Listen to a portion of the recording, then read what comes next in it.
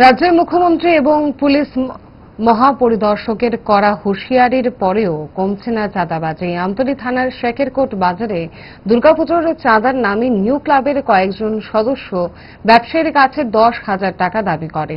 টাকা না দেওয়ায় গভীর রাতে 4টি দোকানে ভাঙচুর এবং লুটপাট চালানোর অভিযোগ ওঠে। পরে বাজার কমিটি আমতলী থানায় লিখিত অভিযোগ দায়ের করে। ঘটনায় ব্যবসায়ীদের মধ্যে আতঙ্ক ছড়িয়েছে এবং অভিযুক্তদের গ্রেপ্তার সহ নিউ ক্লাবের পূজা স্থগিতের দাবি তুলেছে বাজার কমিটি।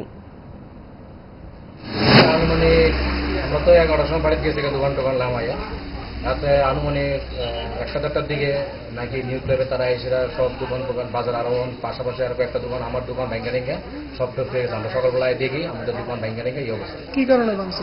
যা হয় চাঁদার জুলুমবাজি নিয়ে সেরে হয়েছে, যে চাঁদা নিয়ে সেরা আরেকজনের সাথে ঝগড়া হয়েছিল, আমাদের দোকানও ক্ষতিগ্রস্ত করতে পারে।